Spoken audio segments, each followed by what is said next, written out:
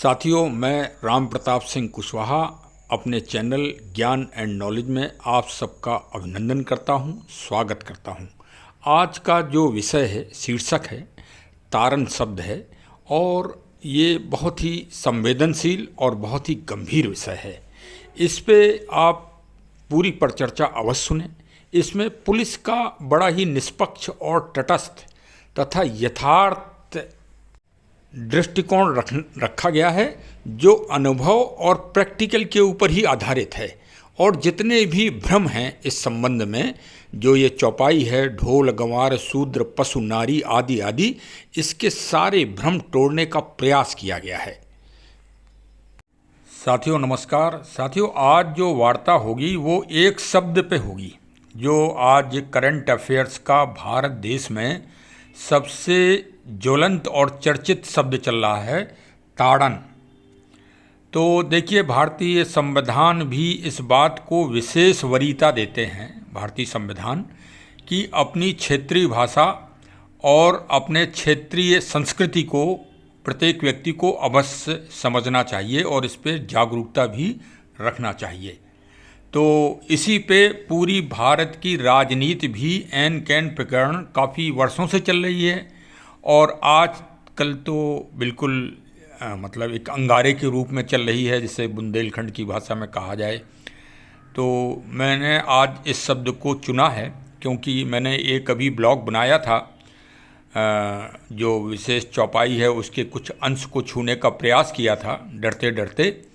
लेकिन जो हमारे भाई, अब जब हम यूट्यूब में काम करते हैं तो हम यूट्यूबर कहलाते हैं, और यूट्यूबर की विशेष गुणवत्ता यही है कि जो चर्चित टॉपिक हो या शीर्षक हो उस पर ज़रूर प्रकाश वो डाले अपनी योग्यता के अनुसार, जिससे उसके जो सब्सक्राइबर हैं वो सुने और एक अपनी विचारधारा बनाएं। और विचारधारा तो से ही ये दुनिया चल रही है। आज तक जो प्रगति हुई है वो विचारों का ही एक केंद्रीकरण है। अब विचार क्या है? विचार तो आज 8 अरब आबादी है, प्रत्येक व्यक्ति का अलग अलग विचार है। किसी का सकारात्मक विचार हो सकता है, किसी का नकारात्मक विचार हो सकता है। इन्हीं दो शब्दों में, पॉजिटिव और नेगेटिव में ही पूरी दुनिया संचालित है। ना तो इस दुनिया में कोई जाति है, ना कोई इसमें धर्म है, ना कोई संप्रदाय है। सिर्फ एक सकारात्मक को चाहे आप धर्म कह लीजिए और नकारात्मक सोच को चाहे आप अधर्म कह लीजिए। और ये प्रत्येक प्राणी में है, कुमति और सुमति, ये रामचरितमानस कहती है। और भाई, जब ताड़न शब्द है तो श्री रामचरितमानस और प्रभु राम जी की परिचर्चा तो होगी ही, क्योंकि काहे रे नलनी तू कुमलानी, तेरे ही नील सरोवर पानी। तो भाई, अगर हम कमल की चर्चा करेंगे तो पानी की चर्चा और तालाब की चर्चा तो अपने आप ऑटोमेटिक वे में हो ही जाएगी। निसंदेह इसको सुनकर आप लोगों को आनंद जरूर प्राप्त होगा। और जो छोटा मोटा ज्ञान है और जो भ्रम चल रहा है, देखिए, भ्रम तो इतनी बड़ी चीज़ है कि महाभारत के जो सबसे बड़े महारथी थे भीष्म पितामह, भीष्म जो है भ्रम के पर्याय थे, क्योंकि उनको आशीर्वाद प्राप्त था कि वो इच्छत वरदान उनको प्राप्त था कि अपनी इच्छा के अनुसार ही मरेंगे। इसी भ्रम में जो है दुर्योधन को ये विश्वास था कि जीत हमारी ही होगी। तो ऐसा भ्रम मत पालिए कोई भी, चाहे श्री रामचरितमानस के जो पक्ष में बोल रहा है वो भी और जो विपक्ष में बोल रहा है वो भी। इस शब्द को मैं क्षेत्रीय भाषा में ही समझाने का प्रयास कर रहा हूँ और बोलचाल की भाषा में, जो व्यवहारिक भाषा है, विशेषकर उत्तर प्रदेश और बुंदेलखंड की। और ये एक बड़ा संयोग है कि मेरा जन्म स्थान तो चित्रकूट के पास मानिकपुर है, और फिर जो परवरिश हुई है वो उरई बुंदेलखंड में हुई है, और जो हमारा कर्म क्षेत्र रहा है वो अयोध्या और लखनऊ रहा है, सुल्तानपुर। तो मतलब अवध क्षेत्र में हमारा ज़्यादा समय बीता है, तो अधिकतर क्षेत्रीय भाषाओं को बोलचाल में सुनने को और बोलने का मौका भी मिला है।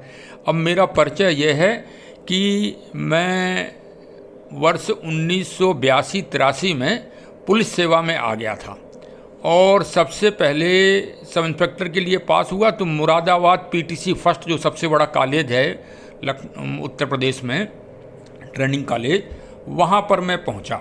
और इस शब्द को मैंने पहली बार गौर से वहीं पर सुना था। देखिए, एक थोड़ा आपकी ज्ञान भी बढ़ा दें, ज्ञान एंड नॉलेज, तो हमारे चैनल का नाम ही है। तो भाई नाम ही जब हमने हमारे चैनल का ये है ज्ञान एंड नॉलेज, जो हमारे मतलब एक सदस्य हैं उन्होंने यही नाम हमको बताया, वही रखा हमने। तो थोड़ा आपको ज्ञान भी बढ़ा दें कि पुलिस ट्रेनिंग कॉलेज में जो सबसे बड़े ट्रेनर होते हैं वो दीवान जी होते हैं, और वो दीवान जी मतलब हेड कांस्टेबल, और वो सिपाही को भी ट्रेनिंग देते हैं, और जो हमारे सबसे सीनियर पद है मतलब सबसे महत्वपूर्ण पद है भारत का जिसको आईपीएस कहते हैं, और उनको भी वही ट्रेनिंग देते हैं। ट्रेनिंग के लिए कोई अलग से वो नहीं है। वो तो बात अलग है कि वहाँ अब डीजी साहब भी पोस्ट हैं, मतलब जो वहाँ के प्रधानाचार्य हैं वो डीजी साहब के स्तर के अधिकारी हैं। लेकिन जो ट्रेनर हैं, जो ट्रेनिंग देते हैं विशेषकर आउटडोर की, और जिसमें हम लोगों को विशेष रूप से राइफल चलाना, दौड़ना, खेलना, कूदना आदि सिखाया जाता है, या पुलिस ट्रेनिंग जो होती है जिसे ट्रेनिंग कहा जाता है। भाई आउटडोर और इंडोर में पढ़ाई लिखाई होती है, और आउटडोर में ये सारे कार्य होते हैं फिजिकली। तो उसके जो ट्रेनर हैं वो दीवान जी होते हैं, और वो दीवान जी के कुछ पैड शब्द हैं पुलिस में वो शब्द, या मिलिट्री में वो शब्द पैड हैं। वो अंग्रेज़ों के टाइम भी बोले जाते रहे, आज भी बोले जाते हैं, उससे पहले भी बोले जाते थे, और आगे भी बोले जाते हैं। वो एक तरह से ट्रेनिंग शब्दावली है। तो मैं मध्यकालीन भारतीय इतिहास से एमए की डिग्री प्राप्त करने के बाद सेलेक्ट हुआ था, और जब मैं वहाँ पहुँचा तो जो हमारे उस्ताद थे, मतलब हमारे हेड कांस्टेबल दीवान जी साहब जो हमारी टोली के इंचार्ज थे, उनने जब हमारा रहन सहन और हमारा जो फील्ड वर्क है वो देखा, तो उन्होंने कहा हमने तुम्हें ताड़ लिया है, तुम यार नौकरी वोकरी नहीं कर पाओगे। उनके यही शब्द थे, मेरे कानों में आज तक हैं कि हमने ताड़ लिया, तुम इतने ढीले ढाले आदमी हो कि तुम नौकरी बड़ी मुश्किल से कर पाओगे तुम। अब मैंने सोचा कि मैं दूसरे किसी का क्यों उदाहरण दूं, जो शब्दावली उन्होंने हमसे यूज की है हम वही उदाहरण रखें सबके सामने, तो शायद लोग बाग अच्छी तरह से समझ जाएंगे इस चीज़ को, और ये विवाद ख़त्म हो या समाप्त हो, या कुछ नरम पड़े, या इस तरह की मतलब कलह नहीं होना चाहिए। ये कलह चल रही है देश में और उत्तर प्रदेश प्रांत में, ये कलह अच्छी बात नहीं होती। जहाँ कलह होती है वहाँ भी सुंदरकांड ने कहा है कि जहाँ सुमति तहाँ संपत्ति नाना, और जहाँ कुमति वहाँ विपत निदाना। तो ये तो नीतिगत बात हुई। तो इससे स्पष्ट है कि रामचरितमानस महान नीतिगत शास्त्र भी है, अध्यात्म के साथ वो नीतिगत शास्त्र है। अब यहीं हम लोग धोखा कर लेते हैं, क्योंकि क्या कहा जाता है कि उसमें राम जी और सीता जी का सिर्फ चरित्र है, तो चरित्र की अवधारणा हमारे मन में मस्तिष्क में बैठ जाती है। ये बात कोई नहीं समझ पाता कि वो वास्तव में नीति शास्त्र है। अभी देखिए, एक भाई जब मामला ज्वलंत चल रहा है तो अब ज्वलंत ही प्रसंग रखे जाएंगे आज की तारीख में। देखिए भाई, किसी को बुरा लगे या भला लगे, हमारी टांग मत खींचना। हम रिटायर्ड आदमी हैं और रिटायर्ड पुलिस वाले हैं, तो सुन लेना। अच्छा लगे तो कमेंट करना, और अगर अच्छा लगा है तो भी कमेंट करना। हम प्रत्युत्तर जरूर देंगे सबका, जो भी, जिससे कम से कम विचारों का एक संकलन हो, और विचारों से ही मंथन होता है, वही समुद्र मंथन, जिससे सारी 14 रत्न निकले। उन्हीं 14 रत्न जिसके पास होते हैं वही व्यक्ति इस दुनिया में सबसे प्रबल व्यक्ति माना जाता है, या प्रबल राष्ट्र माना जाता है। चलिए फिर वो विषय बदल जाएगा, लेकिन मंथन होना जरूरी है। मतलब किसी भी विषय पर विचार और सत्संग होना जरूरी है। बिन सत्संग विवेक न होई, राम कृपा बिन सुलभ न सोई। अच्छा, अब हम मूल विषय पे आते हैं। आप हजरतगंज चौराहे में लखनऊ से निकलिए, जो सबसे बड़ा चौराहा है हजरतगंज। भाई हम दूसरे देशों की और प्रदेशों की क्यों बात करें जब हमारी राजधानी में ही इतना बड़ा चौराहा है। अब वहाँ पे दिन भर पुलिस रहती है, और वहाँ बड़े बड़े अधिकारी भी रहते हैं, और वो चेकिंग करते हैं। और अपार भीड़, जब रेड लाइट होती है तो सारी गाड़ियाँ रुक जाती हैं, और जब ग्रीन लाइट होती है तो भार नए लड़के तो एकदम बिल्कुल तीव्र गति से चलते हैं। देखिए, बात हम बहुत सरल भाषा में कर रहे हैं, और अपनी बुंदेलखंड वाली भाषा है थोड़ी हमारी, उसको थोड़ा हो सकता है किन्हीं कुछ समझने में, और कुछ तेज भी कभी कभी बोल जाते हैं, तो उसको आप क्षमा कीजिएगा। तो वहाँ पे जो पुलिस अधिकारी और कर्मचारी होते हैं वो उस भीड़ में क्या करते हैं, ज़रा आप बताओ भाई। सर्च करते हैं ना, इंग्लिश वर्ड बोले ना, सर्च करते हैं ना, रेकी करते हैं ना, ताड़ते हैं। क्या करते हैं? वो ताड़ते हैं। उनके साथ रह के हमने भी बहुत चेकिंग की है लखनऊ में। निषादगंज जब रहे तो निषादगंज में भी बहुत चेकिंग की, बहुत चालान किए। तो भैया 100 अगर मोटरसाइकिलें निकलती हैं तो 100 में थोड़ी हम लोग ताड़ पाते हैं, ताड़ तो एक को ही पाते हैं। मतलब कुल मिला के हम उस ट्रैफिक व्यवस्था को अच्छा बनाने के लिए ताड़ते हैं, नज़र रखते हैं और उसको देखते हैं, संभालते हैं। वही है इस चौपाई में ढोल गंवार शूद्र पशु नारी। शूद्र को तो आज हमने अपने चैनल के आधार पे हमने बड़ा विचारण किया और इसका सही शब्द पाया कि वास्तव में जो पक्ष और विपक्ष दोनों लोग शूद्र शूद्र शब्द डिबेट में कहते हैं, वास्तव में बुरा लगता है। ये हमारा विचार है, सबके विचार अलग अलग हो सकते हैं। अब कई तो पार्टियों के अध्यक्ष साहब भी शूद्र शूद्र कह रहे हैं कि हम शूद्र हैं। अरे नहीं, ऐसी मतलब भाव अच्छा रखिए, भाव के साथ आप फिर किसी को कुछ भी बुलाइए। गाली भी कई लोग बड़े लोग देते हैं तो अच्छी लगती है, तो कोई आदमी बुरा नहीं मानता, लेकिन उनका भाव अच्छा होता है। तो भाव अच्छा रखेंगे तो किसी को कोई बुरा नहीं लगेगा। लेकिन आज से मेरी समझ से भारतीय संविधान में इस शब्द को समाप्त करके कर्मयोगी शब्द दे दिया जाए, क्योंकि वास्तव में जो परिचर्चा चल रही है उसमें जैसे हमारे बैकवर्ड भाई साहब हैं, सभी लोग हैं, जिसमें विश्वकर्मा साहब हैं और हमारे प्रजापति लोग हैं, ये सब कर्मयोगी हैं। ये भारतीय समाज के कर्म योद्धा हैं। पंडित जी क्या करेंगे? पंडित जी ने किसी महल को बनाया आज तक? ठाकुर साहब ने किसी मंदिर को बनाया क्या आज तक? सब बातें बड़ी बड़ी करते हो हैं। अरे भाई, कम से कम जिसकी योग्यता है, इसीलिए कहा जाता है, गीता में यही कहा गया है कि अपना धर्म और अपने कर्तव्य का पालन करो। तो भाई सभी लोग अगर अपने अपने धर्म और कर्तव्य का पालन इस समाज में करते रहेंगे तो इस देश का विकास होगा, समाज का विकास होगा। सबके धर्म के अनुसार कर्म बटे हुए हैं। तो आज से कर्मयोगी कहा जाए, शूद्र शब्द हटा के। सभी लोग इससे अगर सहमत हों तो हमको कमेंट करके बताइए और इसको जन जागृति करिए। वास्तव में जिस पे विवाद हो उस शब्द में संशोधन करना चाहिए। देखिए भाई, तुलसीदास जी की जो चौपाइयाँ हैं उनका तो बहुत मैथमेटिकल सिस्टम है। आप एक शब्द, एक मात्रा नहीं हटा सकते। इस रहस्य को मैं फिर कभी बताऊंगा कि कितना बड़ा ये आध्यात्मिक और सामाजिक ज्ञान ही नहीं है श्री रामचरितमानस में, सिर्फ नीति नहीं है, इतना बड़ा मैथमेटिक्स बढ़ा है भाइयों कि कोई आदमी विश्वास ही नहीं कर सकता उस पर। अगर हम विवेचन करने बैठ जाएंगे तो बहुत बड़ा विवेचन हो जाएगा कि वास्तव में ये मैथमेटिक्स का दुनिया का सबसे अजूबा और अनूठा शास्त्र है। ये शब्द महाराष्ट्र और राजस्थान वगैरह में बहुत प्रचलित है। हम लोगों के इधर तो उत्तर प्रदेश में गुंडा एक्ट की कार्रवाई कहते हैं और जिला बदर कहते हैं। कोई भी जो क्षेत्रीय गुंडा होता है, पुलिस उसका चालान करती है और डीएम साहब उसको जिला बदर कर देते हैं। मतलब उस पर नज़र रखी जाए। किसके लिए? उसकी आपराधिक गतिविधियों की रोकथाम के लिए। जो मतलब कैसे नज़र रखेगी पुलिस, तो उसके लिए ये व्यवस्था बनाई गई है। इसमें कोई प्रताड़ना नहीं है, कोई दंड नहीं है, कोई उसे मारा पीटा नहीं जाता, ना उसको कोड़े लगाए जाते हैं, ना लाठी बरसाई जाती हैं। सिर्फ उस पर नज़र रखी जाती है और वो भी कहाँ? पुलिस थाने से दूर जिला बदर कर दिया जाता है, मतलब उस जिले से बाहर। अब तो भाई समझ में आ गया ना, ताड़ना से ही तड़ी पार है। तो अब तो स्पष्ट हो गया ना, अब तो कोई भ्रम नहीं रहा ना। तो इन्हीं अपराधियों की आपराधिक गतिविधियों से बचाने के लिए तुलसीदास जी का भाव है इस चौपाई में। इस रहस्य को, इस गूढ़ता को जन जन को समझना होगा।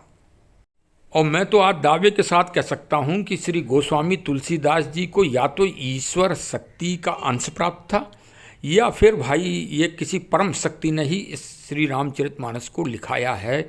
ऐसा मेरा तो दृढ़ विश्वास है।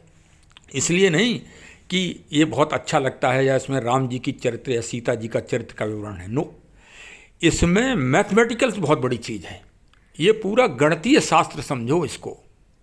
एक एक चौपाई, एक एक दोहे का बहुत रहस्यमयी गणित है भैया जी। मैथमेटिक्स जिसे कहा जाए कि आप लोग समझ नहीं सकते, फिर विषय बदल जाएगा। इसलिए आज हम चर्चा नहीं करेंगे। किसी शुभ दिन इस विषय पे भी चर्चा करेंगे, अवश्य करेंगे। अब देखो भाई, हम अपने प्रसंग पे लौटते हैं। और ये हमारा जो दृष्टिकोण है वो पुलिस की 36 साल का अनुभव है।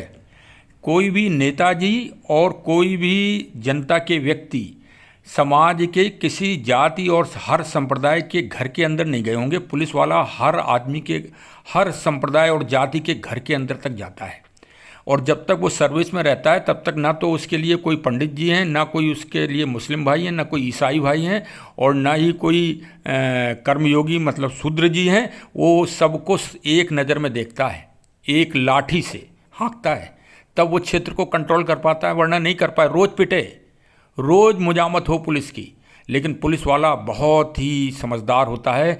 मैं तो ये कहूँगा कि पुलिस वाले एक योगी होते हैं। इसलिए नहीं कि मैं पुलिस की नौकरी में मैंने सर्विस की है, वास्तव में आप किसी अच्छे अधिकारी को देखिए। अभी 4-5 दिन पहले पूर्व डीजी श्री सुलखान सिंह साहब का भी इसमें कमेंट आया था। वो कमेंट भी विचारणीय है, मैं उनका आदर करता हूँ, उनका सम्मान करता हूँ। मेरे वो पुलिस अधीक्षक रहे हैं आगरा में, मैं व्यक्तिगत रूप से भी उनसे मिला हूँ और टच में हूँ। वास्तव में वो श्री रामचरितमानस और गीता के सिद्धांत पे ही उन्होंने पूरी नौकरी की है, मैं ये भी आपको दावे के साथ कह सकता हूँ। और उनका जो कमेंट आया है वो वास्तव में सभी के लिए विचारणीय है, उस पर विचार अवश्य होना चाहिए। अब देखिए, मैं वो विवादित या चर्चित चौपाई को मैं श्री रामचरितमानस को सामने रख के ही पढ़ रहा हूँ, जिससे एक भी शब्द कहीं ऐसा ना हो कि गलत हो जाए। ढोल, गंवार, शूद्र, पशु, नारी, सकल ताड़ना के अधिकारी। तो ढोल तो आप समझ ही गए कि ढोल को जब बजाया जाता है तो उसको पहले भैया जी गर्म किया जाता है, उसके चमड़े को, तब आवाज़ अच्छी निकलती है। किसी भी आप उससे पूछ लीजिएगा बैंड वालों से तो वो बताएंगे, और नहीं तो पुलिस में एक बहुत बटालियन होती है, मिलिट्री में, पुलिस में, आप उनसे पूछ लीजिए, इसमें कौन सी शर्म की बात है।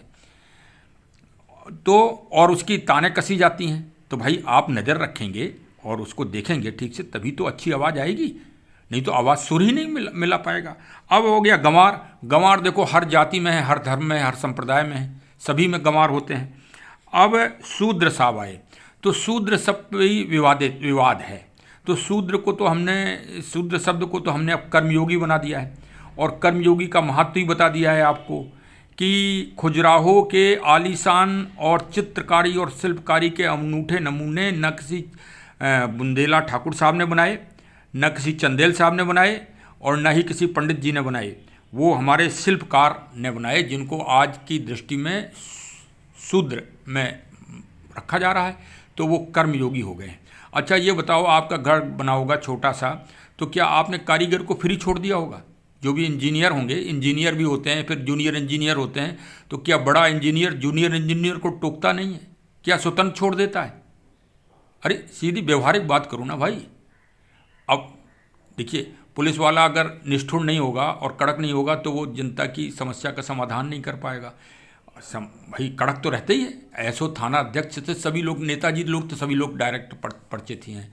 एक सिक्के के दो पहलू हैं, थाना अध्यक्ष और नेताजी विधायक जी, एक सिक्के के दो पहलू। जनता को वो भी देखते हैं सीधे रूप से, और जनता को वो भी देखते हैं, लेकिन नेताजी नम्र होते हैं, विनम्र होते हैं, और अपने बहुमत वोट को देखते हैं। और जो थाना अध्यक्ष होता है वो अपनी व्यवस्था को देखता है कड़क रूप से, इसलिए कड़क निर्णय लेता है। तो हम भी जो है सही वो करेंगे। अच्छा, पशु है, गाय बहुत अच्छी है, दूध देने जाओ लात मार देती है, तो क्या करते हो? रस्सी बांधते हो कि नहीं बांधते हो? हैं, बांधते हो? अब भाई जो समस्या आई वो नारी जी की आई। तो मैं तो ये दावे के साथ कह सकता हूँ कि रामचरितमानस ऐसा ग्रंथ है, ऐसा महान ग्रंथ है पूरी दुनिया का। हम तो वेद को भी, वेद जो सबसे बड़े ग्रंथ हैं, मतलब कहना नहीं चाहिए, इतना ही कहना अपराध हो गया हमारा, लेकिन कहना पड़ेगा। अब भाई पुलिस वाला अगर किसी अपराधी को जेल नहीं भेजेगा तो वो अपने कर्तव्य का पालन नहीं करेगा। हम तो कह रहे हैं कि वेद, भागवत, गीता सब रख लो, और एक तरफ श्री रामचरितमानस रख लो, जिसमें महिला शक्ति का जितना, सशक्तिकरण का जितना ध्यान श्री रामचरितमानस में गोस्वामी तुलसीदास जी ने, देखिए लिखे सब किसी न किसी व्यक्ति ने ही है। चलो भगवान ने ही मान लिया कि लिख लिए, गणेश जी ने लिख लिए, हम मान लेते हैं, लेकिन जितना अच्छा प्रतिरूपण महिला शक्ति का श्री रामचरितमानस में है, इतना मैं तो कह सकता हूँ कि दुनिया के किसी साथ में नहीं। क्योंकि आज सब यूट्यूब पे और सब जगह पे मौजूद है। मैंने मतलब मैं किसी दूसरे धर्म के शायद शास्त्रों का नाम नहीं लूँगा, विवाद का विषय नहीं बनाऊँगा, मैं अपने विषय को ही, अपने उसको ही लूँगा। मैंने वेद को भी पढ़ा है, श्री गीता जी को भी पढ़ा है और श्री हनुमान चालीसा को भी पढ़ा है, रोज़ पढ़ता हूँ। लेकिन जितनी महिमा नारी शक्ति की और नारी प्रेरणा की और नारी जागृति की और नारी नीति की जितनी अच्छी विवेचना श्री रामचरितमानस में है, इतना किसी हमने शास्त्र में न पढ़ा है, न ही मैंने अनुभव किया है। मैं पक्ष और विपक्ष के सभी मान्यवर महोदयों और जो संभ्रांत लोग हैं, जिन्होंने जो इसमें समालोचना कर रहे हैं, जो इसमें कटाक्ष कर रहे हैं, चाहे वो बिहार जी के गणमान्य हों या उत्तर प्रदेश के गणमान्य व्यक्ति हों या जो भी निंदा कर रहे हों, या देखिए श्री रामचरितमानस को जला दिया गया, वास्तव में ये असंवैधानिक कार्य है और अपराध है और इसकी भर्त्सना प्रत्येक व्यक्ति को करना चाहिए। देखिए, यदि आप भर्त्सना नहीं कर रहे हैं तो इसका मतलब मध्यकाल में जो नालंदा विश्वविद्यालय में 9 लाख किताबें और पांडुलिपि जलाई गईं तथाकथित रूप से, तो क्या आप उस मध्यकाल को सपोर्ट कर रहे हो, मध्यकाल की उस घटना को? अगर आप उसको कर रहे हो तो बहुत अच्छी बात है, आप धन्यवाद के पात्र हैं, आप शुक्रिया हैं। फिर भी आप उस देश में रह रहे हो और जीवन यापन कर रहे हो, किसी ने आपको अनादर नहीं किया, नहीं। और वो भी वहाँ उस समय नालंदा विश्वविद्यालय में बौद्ध साहित्य का ज्ञान जला दिया गया। ज्ञान, आप समझें, ज्ञान एक किताब या एक कृति किसी एक व्यक्ति के लिए नहीं हो सकती, एक धर्म वाले के लिए नहीं हो सकती, किसी को भी अच्छी लग सकती है। श्री रामचरितमानस में तो श्री मुस्लिम भाई लोग इतने प्रकांड हैं, इतने विद्वान हैं कि क्या हिंदू क्या उसकी विवेचना कर सकता है? मैंने सुना है, उनकी डिबेट को मैंने सुना है, उनके ज्ञान को मैंने सुना है, मैं उनको आदर करता हूँ। मैं आज भी इस बात को दावे के साथ कह सकता हूँ कि रहीम दास जी से अच्छा और अभी तक गीत हमें सुनने को नहीं मिले, तो क्या कह सकते हैं इसके लिए, हैं? तो जो भारत में रह रहा है वो भारतीय है, हाँ, इसमें क्या विवाद का विषय है? मैं आज बहुत सरलता से 2 लोगों से प्रश्न कर रहा हूँ। अगर मेरे इन 2 प्रश्नों का कोई भी महानुभाव सही उत्तर दे दें, जो नकारात्मक सोच के हैं, जो निंदा कर रहे हैं, तो मैं उस दिन से ये शब्द कहना बंद कर दूंगा कि रामचरितमानस महान ग्रंथ नहीं है, और मैं इस पर विचारण करूंगा। फिर जिस तरह से पुलिस इंक्वायरी होती है या इन्वेस्टिगेशन होती है या तफ्तीश होती है, मैं विवेचना करूंगा। मैंने अपने 36 साल की नौकरी में 5000 इन्वेस्टिगेशन की हैं। मैं इस दावे के साथ कह रहा हूं, मैं इस तथ्य की भी इन्वेस्टिगेशन ही कर रहा हूं एक तरह से, और जो आप सुन रहे हैं वो इन्वेस्टिगेशन के तथ्य ही सुन रहे हैं। क्योंकि पहले हमारे कागज़ माननीय न्यायालय जाया करते थे, जिनमें कई बार मुझे माननीय हाई कोर्ट में जाना पड़ा उन कागज़ों को लेके। अब मैं जनता की अदालत में अपनी बात रख रहा हूँ, जनता की अदालत फैसला करेगी मेरी बात को सुन के। और सुनिए सभी लोग भाई इसको, और गहनता से सुनिए। आज का जो सबसे महत्वपूर्ण प्रश्न है और जो मैं दावे के साथ कर रहा हूँ कि श्री रामचरितमानस में जो ज्ञान या विद्या या एक इंटेलिजेंसी, ये पुरुष को प्राप्त हुई है या महिला को प्राप्त हुई है। सारे प्रसंगों का आप चिंतन करें, मनन करें, और फिर हमको आप बताएं कि जैसे ईश्वर रावण को जो मतलब शक्तियाँ दी थीं, वो ईश्वर ने ही दी थी। कुछ शक्तियाँ भगवान शिव ने दी और कुछ ब्रह्मा जी ने दी थी, उसके तप से, उसके तपस्या से उसको प्राप्त हुई थी। तो उसी तरह हम ये जानना चाहते हैं कि श्री रामचरितमानस में ज्ञान, इंटेलिजेंसी, बुद्धिमत्ता पुरुष को प्राप्त हुई है कि महिला को प्राप्त हुई है? एक तो प्रश्न ये हो गया, जरा दिमाग लगाइए साहब इस प्रश्न में। और मैं तो ये कह रहा हूँ कि हमारे जो और भी पूज्य गणमान्य लोग हैं वो भी इसका उत्तर दें, हमको कमेंट के द्वारा बताएं। मैं उनके उत्तर को उन्हीं के रूप में अपने चैनल के द्वारा सबको बताऊंगा, ये भी मेरा दावा है। दूसरा प्रश्न और भी ज़्यादा महत्वपूर्ण है, वो सीधे सीधे भगवान प्रभु श्री राम जी से है। राम जी के व्यक्तिगत जीवन में एक बहुत छोटी समस्या और बहुत बड़ी समस्या आई थी, बहुत छोटी और बहुत बड़ी, बहुत ही बड़ी। तो उसके निराकरण के लिए और उसके पथ प्रदर्शन के लिए उन्होंने किस आचार्य से, किस संत से, किस राजा से, किस ऋषि से, किस मुनि से, किस पंडित से, किस छत्री से, किस शूद्र भाई से, किस वैश्य भाई से, किससे सलाह ली थी कि हमें इस समस्या के समाधान के लिए क्या करना चाहिए। अगर ये दो रहस्य श्री रामचरितमानस के अगर आप बता दें तो मैं अपने शब्दों को वापस ले लूँगा और मैं अपने नाम को, राम प्रताप मेरा नाम है, मैं राम शब्द हटा दूँगा। ये भी मैंने दावा कर दिया अगर कोई इन दो चीज़ों के सही उत्तर दे दे, क्योंकि ताड़न शब्द का अर्थ तो मैंने बहुत सरल भाषा में आपको बता दिया कि सर्च करना, नज़र रखना, सीख देना और क्वेरी करना, रैकी करना आदि आदि शब्द हैं। तो इसमें कोई विवाद का विषय नहीं है।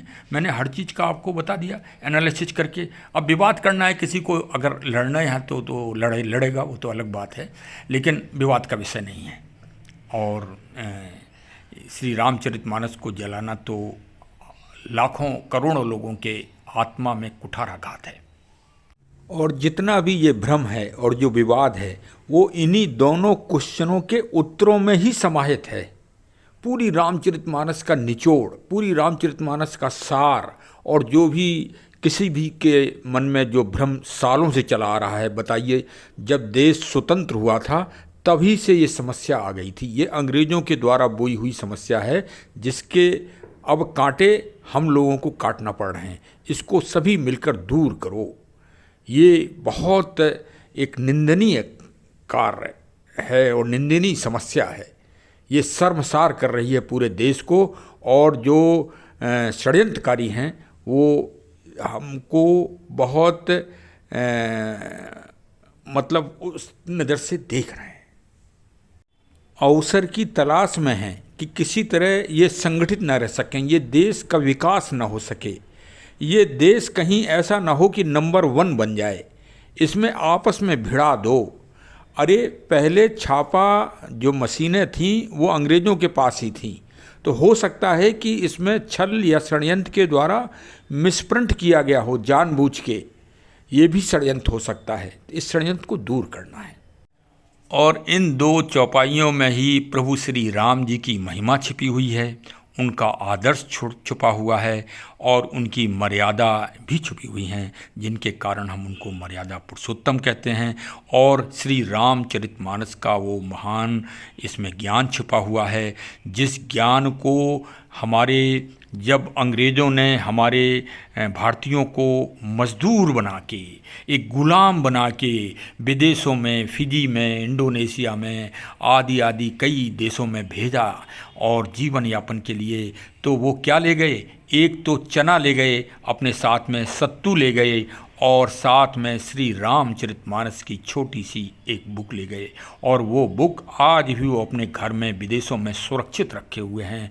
मेरे भतीजे और भाई लोग कई विदेशों में हैं, वो इस दास्तान को बताते हैं कि आज ईश्वर की दया से वो सब भारतीय सरसब्ज हैं और बिल्कुल राम नाम को वहाँ उच्चारण करते हैं सुबह सुबह। तो राम के ऊपर क्या राजनीति करना? जिनसे राजनीति निकलती है आप उन्हीं के ऊपर राजनीति कर रहे हो। अरे भगवान कृष्ण से बड़ा कोई कूटनीतिज्ञ है और आप भगवान कृष्ण से ही कूटनीतिज्ञ चलो करो। तब तो फिर कबीरदास जी की वही उक्ति याद आती है कि एक अचंबा देखा रे भाई, ठाड़ा सिंह चरावे गाई। देखिए, ये चौपाई बार बार सब लोग पढ़ रहे हैं और बार बार इस पे कटाक्ष कर रहे हैं, लेकिन इस चौपाई का जो मूल प्रसंग है दोहा नंबर 58 सुंदरकांड का, काटही पई कदरी फरही कोट जतन को सींच, विनय न मान खगेश सुन डांटई पई नव नीच।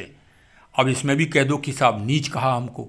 नीच किसी उनने ऐसा थोड़ी है कि नीच ब्राह्मणों में नहीं होते, नीच क्षत्रियों में नहीं होते, नीच वैश्य में नहीं होते, नीच शूद्र में नहीं होते, या नीच किसी अन्य संप्रदाय के लोगों में नहीं होते, सभी में होते हैं। ये तो एक सीख है, नीति है, सीख दी है। और वो भी किसने कहा है?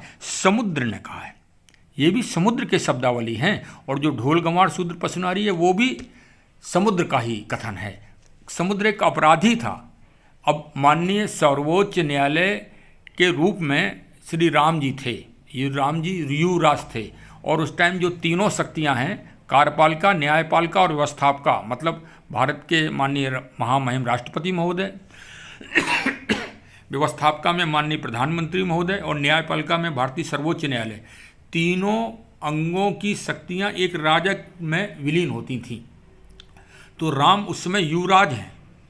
और भाई तुलसीदास जी ने तो भगवान ही माना है, और भगवान ही हैं दशरथ नंदन, हम तो दशरथ नंदन के रूप में ही मानते हैं।